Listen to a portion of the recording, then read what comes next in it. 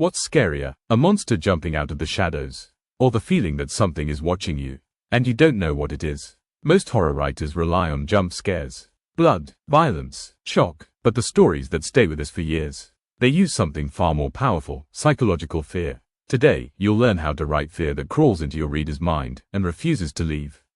Fear isn't created by monsters. It's created by anticipation. Psychologists have discovered that the human brain often fears the expectation of danger more than danger itself.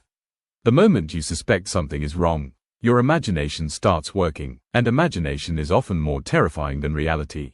Think about this. You're alone in your house. You hear a sound upstairs. Nothing happens, but your mind immediately starts asking questions. Who made that sound? Was it the wind, or something else? That's anticipation, and anticipation creates fear. The greatest horror writers understand one thing. The unseen is often scarier than the seen. Once a monster is fully revealed, part of the fear disappears. Mystery vanishes. Questions get answered. Fear weakens. But uncertainty grows stronger. Fear begins with atmosphere, not action, not violence. Atmosphere, the creak of old floorboards, a distant whisper, an empty hallway that feels occupied. Atmosphere makes readers uncomfortable before anything actually happens. Great horror feels real. That's why sensory details matter. What does the room smell like? What sounds echo in the darkness? How cold is the air? The more immersive the setting becomes, the more vulnerable the reader feels. A setting can create fear all by itself. An abandoned hospital, a lonely road at night, a silent apartment where something feels wrong. The location becomes part of the horror, sometimes even more important than the villain. One mistake many writers make is rushing. Fear needs time. Tension needs space to grow. Introduce small disturbances, tiny warnings, subtle signs that something isn't right. Then gradually increase the pressure. Foreshadowing is one of the most powerful horror tools. A strange photograph, a cryptic warning, an unexplained disappearance. Readers may not understand these clues immediately, but subconsciously, their anxiety begins to grow. Fear only works when readers care. If the audience doesn't care about the character, they won't care about the danger. Develop flaws, dreams, regrets, vulnerabilities. Make your characters feel human. Because human characters create emotional stakes.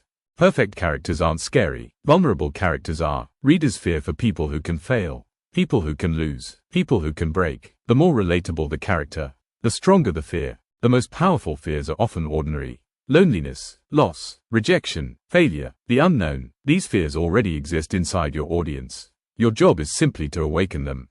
The human brain hates uncertainty. We want answers. We want certainty. We want control. Fear emerges when those things disappear. That's why ambiguity can be more frightening than explanation.